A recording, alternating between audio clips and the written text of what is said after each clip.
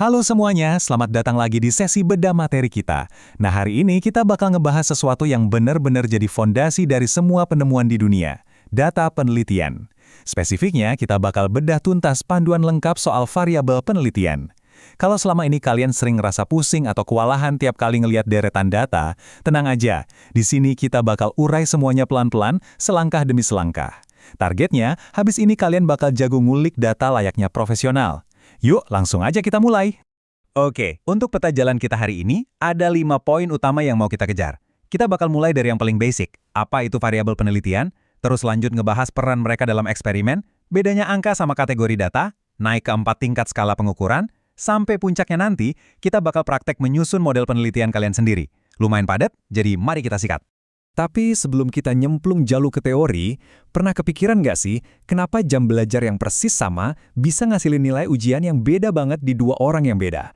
Realitanya, kehidupan kita itu emang penuh banget sama variabel yang acak kan? Nah, penelitian itu sebenarnya adalah cara kita buat ngerapihin kekacauan tersebut. Dan variabel itu adalah alat utama kita buat nemuin pola-pola tersembunyi di baliknya. Masuk ke bagian pertama kita. Apa itu variabel penelitian? Yuk kita bangun dulu fondasi paling dasar dari metodologi kita hari ini. Intinya tuh simple banget. Variabel pada dasarnya cuma karakteristik, atribut, kuantitas atau kondisi yang nilainya bisa berubah-ubah.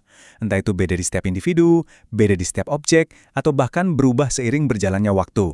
Kata kunci yang paling penting buat diingat di sini tuh bervariasi. Ingat contoh jam belajar tadi? Nah, itu contoh variabel yang paling gampang kita lihat karena durasi belajar setiap orang pasti beda-beda kan? Dan yang perlu dicatat, variabel ini bukan cuma monopoli para ilmuwan berjas putih di lab ya. Coba deh kita perhatiin sekeliling. Di dunia pendidikan, ada jam belajar dan nilai. Di kesehatan, ada tekanan darah sama usia. Buat kalian yang berkecimpung di bisnis, pasti nggak asing dong sama variabel penjualan dan kepuasan pelanggan. Bahkan di dunia kecerdasan buatan atau machine learning sekalipun, kita terus-terusan menganalisis yang namanya klik, views, sampai persentase churn. Jadi ya, variabel itu benar-benar input dan output di hampir semua industri yang bisa kalian bayangin. Sekarang, setelah kita kenal bentuknya, kita lanjut ke bagian kedua, peran variabel dalam eksperimen. Kita bakal lihat gimana sih elemen-elemen ini saling berinteraksi satu sama lain. Kita mulai dari pasangan paling klasik di dunia penelitian, variabel bebas dan variabel terikat. Variabel bebas atau independent variable ini ibarat sang penyebab. Dialah aktor utama yang ngaruhin variabel lain. Ya kayak jam belajar yang kita bahas tadi. Terus pasangannya, si variabel terikat atau dependent variable adalah si akibat atau efeknya. Contohnya, nilai ujian yang pada akhirnya naik atau turun gara-gara seberapa lama kita belajar. Nah, gimana kalau ceritanya agak lebih kompleks? Coba perhatiin alur ini. Jam belajar mengarah ke motivasi, baru ujungnya ke nilai. Ini adalah ilustrasi yang cantik banget buat ngejelasin yang namanya variabel mediator. Di sini, motivasi itu posisinya jadi perantara alias jembatan. Dia ngejelasin gimana dan kenapa sih jam belajar itu pada akhirnya bisa ngaruh ke nilai. Tanpa si mediator ini, kita tuh kayak kehilangan sebagian cerita penting di balik data yang kita punya. Lanjut, kita juga punya dua karakter yang sifatnya saling bertolak belakangan banget nih. Control variable sama confounding variable. Variable control itu ibarat elemen yang sengaja kita kurung biar anteng. Contohnya kayak ngasih takaran air yang sama persis buat semua tanaman di rumah kaca. Hasilnya aman dan stabil. Tapi di sisi lain, confounding variable alias variabel pengganggu, nah ini dia nih, si tamu tak diundang yang suka ngerusak akurasi eksperimen. Misalnya nih, kalian lagi neliti hubungan antara minum kopi sama produktivitas. Usut punya usut, ternyata ada variabel kualitas tidur yang diam-diam ngacoin dan memanipulasi kedua hal itu dari balik layar. Ngeselin kan? Pastinya masih ada beberapa peran spesifik lain yang gak kalah penting. Ada variabel moderator yang tugasnya ngubah kekuatan hubungan antar variabel, contohnya kayak kecerdasan emosional seseorang. Terus ada variabel extraneous. Ini tuh gangguan yang gak sengaja, misalnya suara bising traktor pas kalian lagi fokus ujian.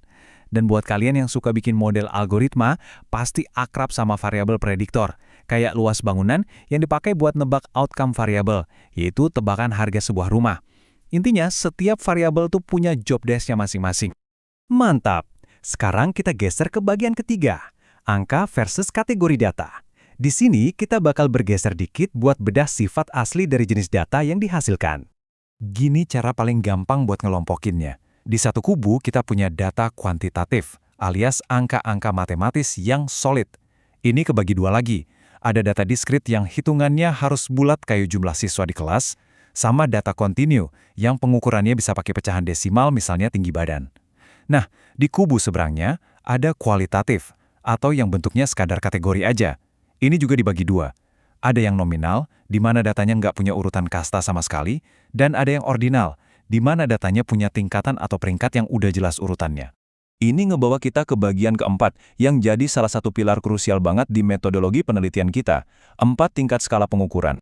Coba dibayangin skala-skala ini tuh kayak anak tangga, mulai dari yang paling simpel di bawah, sampai yang paling presisi di puncaknya. Di dunia akademis, kerangka ini sering banget disingkat NOIR. NOIR. Kita mulai dari paling dasar, nominal, yang fungsinya cuma buat ngebedain nama kategori doang. Naik selangkah ada ordinal, di mana kita udah mulai bisa ngurutin kategori-kategori tersebut. Naik lagi ke interval, di mana jarak antar angkanya udah setara dan matematis. Dan terakhir, duduk di singgasana paling atas, ada skala rasio, skala pengukuran dewa yang paling presisi. Sekarang kita coba adu head-to-head kedua skala yang paling atas tadi ya, interval versus rasio. Keduanya ini kan sama-sama ngasilin angka kuantitatif. Skala interval itu biasanya dipakai buat hal-hal kayak ngukur suhu ruangan atau ngasih skor tes IQ. Kalau skala rasio, pakainya buat metrik pasti, kayak tinggi atau berat badan. Terus apa sih beda utamanya?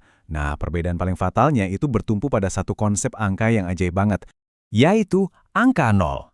Serius, konsep nol mutlak inilah yang jadi penentu. Di skala rasio, angka 0 itu benar-benar berarti ketiadaan total, kosong. 0 kilogram ya artinya nggak ada massa sama sekali. Tapi kalau di skala interval, contohnya suhu Celcius gitu ya, 0 derajat itu kan bukan berarti nggak ada suhu sama sekali ya kan? Dingin banget malah. Angka 0 di suhu itu cuma titik patokan buatan aja. Jadi keberadaan si 0 mutlak inilah yang nentuin apakah kalian lagi ngelihat rasio yang sesungguhnya atau cuma sekedar interval biasa. Cakep banget. Kita akhirnya sampai di tahap kelima alias tahap terakhir kita hari ini, menyusun model penelitian. Yuk kita ubah semua teori abstrak dari tadi dan kita rakit jadi sesuatu yang beneran nyata. Tapi ingat, sebelum kita masukin variabel-variabel tadi ke dalam sebuah model, kita wajib banget paham dulu arah interaksinya. Polanya tuh ada 4. Ada hubungan positif, di mana dua hal naik atau turun barengan. Ada hubungan negatif, yang sifatnya kayak jungkat-jungkit, kalau satu naik, yang satunya pasti turun. Terus ada hubungan kurvilinear, di mana polanya itu melengkung, atau malah tidak ada hubungan sama sekali, alias murni random.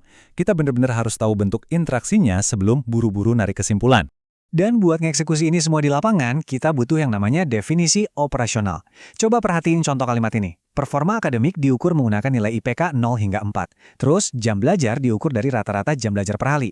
Kelihatan kan? Ini tuh contoh cantik banget gimana seorang peneliti bisa ngerubah ide di kepala mereka yang tadinya masih samar atau ngawang-ngawang, jadi sebuah metrik konkret yang siap tempur buat dianalisis. Nah, yuk kita gabungin semua pembahasan kita hari ini jadi satu model yang utuh.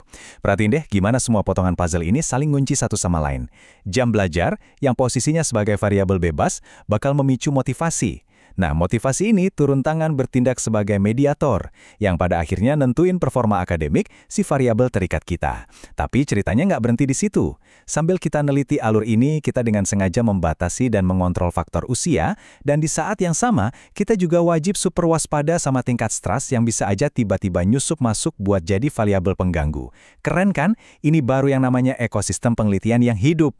Jadi, dari obrolan panjang kita ini, apa sih intisari yang harus kalian ingat? Gini tahapannya. Pertama, pastiin kalian identifikasi variabelnya dengan benar. Kedua, kasih definisi yang sejelas mungkin biar nggak ada celah miskomunikasi. Ketiga, pastikan kalian pakai alat ukur atau skala yang paling cocok. Keempat, analisis hubungannya pelan-pelan dan cermat. Dan barulah yang terakhir, kalian bisa narik kesimpulan yang valid dan bermakna. Percaya deh, punya kedisiplinan buat nyusun struktur kayak gini tuh sebenarnya rahasia dapur di balik setiap penemuan sains yang luar biasa. Sebagai penutup sesi kita kali ini, saya mau ninggalin satu pertanyaan iseng, tapi penting buat kalian renungin. Coba deh, sesekali lihat rutinitas harian kalian yang mungkin kerasa acak atau penuh kekacauan, tapi pakai lensa analitis yang udah kita pelajari barusan. Terus, coba tanya ke diri sendiri, kira-kira variabel pengganggu apa sih yang saat ini lagi diam-diam memanipulasi hidup kalian dari balik layar tanpa kalian sadari? Patut dicari tahu tuh. Makasih ya udah ngikutin bedah materi kali ini. Semoga obrolan kita bikin kalian makin penasaran. Sampai jumpa di sesi terstruktur kita yang selanjutnya.